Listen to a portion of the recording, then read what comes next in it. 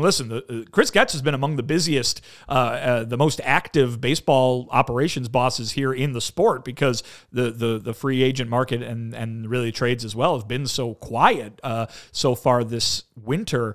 But, I mean, you can't help but notice the low cost of a lot of these guys. The salaries have been low, and I think that doesn't – it might not be the mandate. Obviously, they're not done, right? We haven't heard that they're operating with a certain number. They still have holes to fill. Maybe there is a big spending item coming, but from what we've seen so far, that hasn't been the case. And I think that it does nothing to change the narrative that Ellie and a lot of other Sox fans are feeling right now, that there has to be this huge decrease in spending because of perhaps what happened with the attendance last year, but obviously a 101-loss team.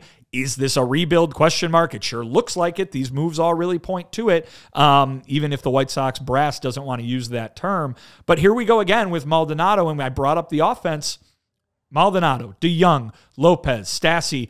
These are all guys who, yes, they accomplished the goal of making the team better defensively. Yes, they accomplished the goal of being better than the nothing that was there before or the unreliable young prospect types that you might have seen there before. But, man, they have done nothing. These moves do nothing to improve this lineup, and these moves do nothing to improve the chances of this team competing for an AL Central title in 2024. So if you don't want to call it a rebuild, that's fine, but be upfront about the fact that the moves you're making, at least to this point, this could change as the offseason goes along, are not helpful in terms of competing right away. This is a team that lost 101 games, and they have not been made into anything with these moves that looks significantly better than that. Now, that doesn't mean anything for 2025, right? They could have prospects make their way along the way they want them to. They could have their eyes on certain free agent targets an offseason from now, but the moves that they have made right now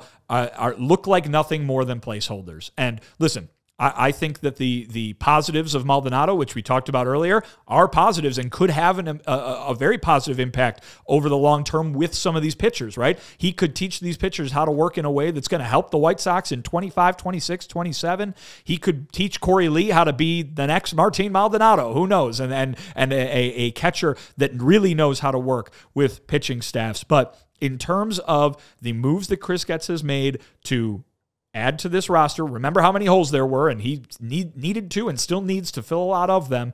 I've seen low-cost guys who aren't going to make much of an impact in terms of scoring runs and in terms of getting this team to higher in the standings than it was a year ago. We